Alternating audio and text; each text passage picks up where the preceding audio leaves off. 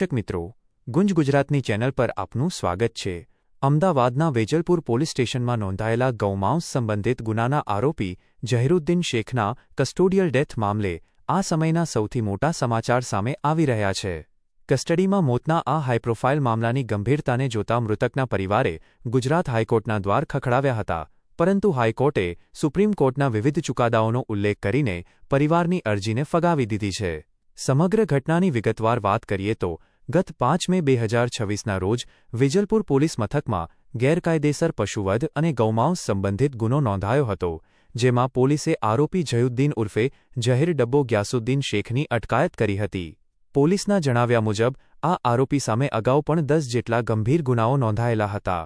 ધરપકડ બાદ police custody દરમિયાન અચાનક તેની તબિયત લથડતા તેને પ્રથમ સોલા સિવિલ હોસ્પિટલ, ત્યારબાદ અસારવા સિવિલ અને અંતે એસવીપી હોસ્પિટલ ખાતે ખસેડાયો હતો, જ્યાં સારવાર દરમિયાન 20 મે 2026ના રોજ તેનું મોત નીપજ્યું હતું। આરોપીના મોત બાદ તેના પુત્ર તોફીકે પોલીસ સામે ગુનો દાખલ કરવા માટે હાઈકોર્ટમાં પિટિશન કરી પોલીસ ત્રાસના આક્ષેપો લગાવ્યા હતા। જો કે સમગ્ર મામલે ડીસીપી ઝોન 7 શિવમ વર્માએ મોટો ખુલાસો કરતા જણાવ્યું છે કે પ્રાથમિક તપાસમાં પોલીસ દ્વારા કોઈ ટોર્ચર થયું હોવાના ઠોસ પુરાવા મળ્યા નથી। એટલું જ નહીં, મેડિકલ તપાસ દરમિયાન આરોપીએ પોતે જ સ્વીકાર્યું હતું કે તેણે ડાયાબિટીસ સહિતની અન્ય એન્સીમી 90 જેટલી ગોળીઓ ગળી લીધી હતી। પોસ્ટમોર્ટમ રિપોર્ટમાં પણ તેના શરીર પર કોઈ આંતરિક ઈજાના નિશાન મળ્યા નથી અને દવાના ઓવરડોઝના કારણે જ તેનું મોત થયું હોવાનું સામે આવ્યું છે। હાલ આ સમગ્ર મામલે વેજલપુર પોલીસે એક્સિડેન્ટલ ડેથ નોંધીને કાયદાકીય પ્રક્રિયા મુજબ વધુ તપાસ હાથ ધરી છે। હાઈકોર્ટ દ્વારા અરજી ફગાવાતા હવે પોલીસ આ મામલે આગળની કાનૂની દિશા નક્કી કરશે। આ કેસની પળેપળની અપડેટ માટે જોતા રહો અમારો ખાસ અહેવાલ। ગુંજ ગુજરાતની સમાચાર, આસિફ ખાન પઠાણ, અમદાવાદ। આવા જ લેટેસ્ટ ક્રાઇમ ન્યૂઝ જોવા અમારી ચેનલ ગુંજ ગુજરાતનીને સબસ્ક્રાઇબ કરો।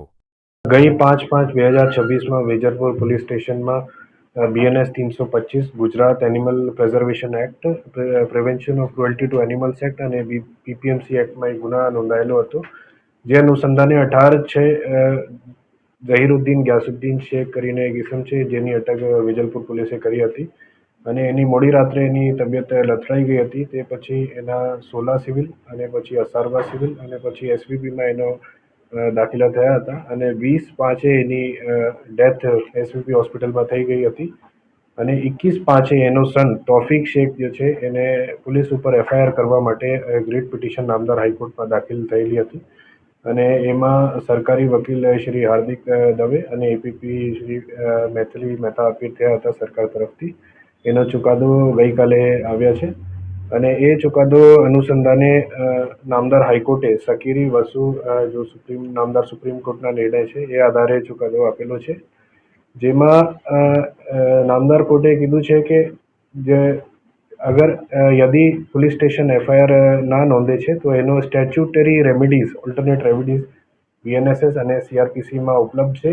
એ એક્ઝોસ્ટ કર્યા પછી જ રીટ પિટિશન નામદાર હાઈકોર્ટમાં દાખલ કરવાનું રહે છે અને જે અનુસંધાને BNSS 173 ક્લોઝ 4માં સુપ્રિન્ટેન્ડન્ટ ઓફ પોલીસ કે અથવા કમિશનર ઓફ પોલીસમાં અરજી કરવાની હોય છે અને તે પછી પણ FIR દાખલ ના થાય તો 175 ક્લોઝ 3માં મેજિસ્ટ્રેટને લિખિત અરજી આપવાની હોય છે અને તે પછી એમાં પણ FIR ના થાય તો રીટ પિટિશનનો ઓપ્શન ઉપલબ્ધ યુઝ કરવાનું હોય છે અને ડાયરેક્ટ રીટ પિટિશન કરીને FIRની જો છે એ વ્યાજબી છે નહીં, એ હાઈકોર્ટના નામદાર હાઈકોર્ટે નિર્ણય આપ્યો છે અને એ કરીને એની પિટિશન ડિસમિસ થઈ ગયેલી છે અને જો કસ્ટોડિયલ ડેથ થઈ છે એમાં 20 તારીખે SDM શ્રીમાં વિડીયોગ્રાફિક ઇન્ક્વેસ્ટ પંચનામા થયા હતા, જેમાં કોઈ પણ રીતની એક્સટર્નલ ઇન્જરી છે નહીં અને BGMCમાં પોસ્ટમોર્ટમમાં પણ પેનલ PM દ્વારા થયા હતા, એમાં પણ કોઈ પ્રકારની એક્સટર્નલ ઇન્જરી છે નહીં અને એડી દાખલ થયેલી હતી 20 તારીખે, જેની તપાસ ACPM ડિવિઝન અત્યારે કરી રહ્યા છીએ અને એમાં કોઈ પ્રાઇમા ફેસી કોઈ પણ પ્રકારના પોલીસ ટોર્ચર કે પોલીસ કોઈ પ્રકારની પોલીસથી ગેરરીતે કોઈ પણ પ્રકારની અત્યાર સુધી પ્રાઇમા ફેસી માહિતી છે નહીં, એ કરીને પ્રોપર ઇન્વેસ્ટિગેશન ચાલી રહ્યા છે અને FIR નોંધાઈ છે। સર, પોલીસે કોર્ટમાં સબમિટ કર્યું હતું કે જે અરજદાર છે એ કોઓપરેટ નથી કરી રહ્યા FIR કરવા માટે, તો એમાં કેટલું તથ્ય છે?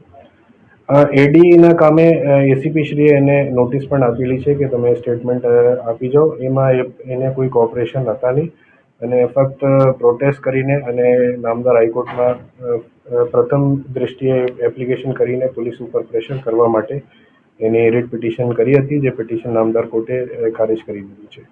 જે વ્યક્તિનું મૃત્યુ થયું તેના વિરુદ્ધ કેટલા ગુના છે, કયા ગુના અંતર્ગત તેની ધરપકડ થઈ હતી? અત્યારે એના 5 તારીખે વેજલપુર પોલીસને BNS 325 અને ગુજરાત એનિમલ પ્રિઝર્વેશન એક્ટ અને prevention of cruelty to animals act અને BPMC એક્ટ મુજબ એનો ઉપર ગુના નોંધાયેલો હતો ગૌમાંસનો. એમાં એની ધરપકડ થયેલી હતી અને એને અગાઉ પણ 10થી વધારે એને ઉપર ગુના છે.